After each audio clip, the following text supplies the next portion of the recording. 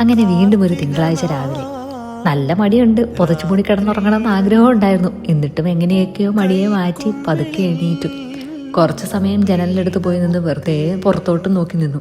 പ്രത്യേകിച്ചൊന്നുമില്ല, ഇരുട്ട് തന്നെ, എന്നാലും വെറുതെ പുറത്തോട്ട് നോക്കി നിന്നു. ഫ്രഷ് ആവാൻ പോകുന്നതിന് മുന്നേ തന്നെ ബ്രേക്ക്ഫാസ്റ്റിനുള്ളത് റെഡിയാക്കി വെക്കാന്നോർത്ത് ഏത്തപ്പഴം പുഴുങ്ങാനും വെച്ചു, ഒരു മുട്ടയും പുഴുങ്ങാൻ വെച്ചു. ഇത്രയും രാവിലെ ഫുഡ് കഴിക്കാൻ മടിയാണെന്ന് പറഞ്ഞാൽ എന്നെ ചെയ്യാൻ പറ്റും. കുറച്ചു നേരം കഴിയുമ്പോൾ വിശക്കൂലോ എന്നോർത്ത് അങ്ങ് കഴിച്ചു. അങ്ങനെ ബ്രേക്ക്ഫാസ്റ്റും കഴിച്ച് റെഡിയായി. ഉച്ചക്കത്തേക്കുള്ള ലഞ്ചും പാക്ക് ചെയ്തെടുത്തു. പിന്നെ കൊണ്ടുപോകാനായിട്ടുള്ള ബാഗും സാധനങ്ങളും ഒക്കെ തലേ ദിവസം തന്നെ ഞാൻ പാക്ക് ചെയ്ത് വെക്കും. കാര്യം എന്നാന്ന് വെച്ച് കഴിഞ്ഞാൽ രാവിലെ എടുത്തു വെക്കുകയാണെന്നുണ്ടെങ്കിൽ എന്നേലുമൊക്കെ മറന്നു പോകും. ഇതിനു മുന്നേ അനുഭവം ഉണ്ടായിട്ടുമുണ്ട്. അതുകൊണ്ട് തന്നെ രാവിലത്തേക്ക് അത് വെക്കത്തില്ല. ലഞ്ച് മാത്രം രാവിലെ പാക്ക് ചെയ്യും. ചില ദിവസം ലഞ്ചും തലേ ദിവസം തന്നെ പാക്ക് ചെയ്ത് വെക്കും. അങ്ങനെ എല്ലാം പാക്ക് ചെയ്തു. നോർമലി ഞാൻ രാവിലെ ഒരു കോഫിയും കുടിക്കാറുണ്ട്, ഒരു കട്ടൻ കാപ്പി അത് നിർബന്ധമാണ്.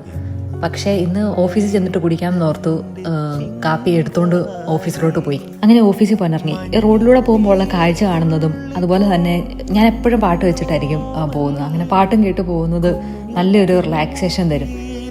അപ്പം അങ്ങനെയൊക്കെയായിരുന്നു ഇന്നത്തെ രാവിലത്തെ കാര്യങ്ങൾ. ബൈ ദ വേ, ഞാൻ ആ മുട്ട പുഴുങ്ങിയത് കഴിച്ചില്ലായിരുന്നു കേട്ടോ.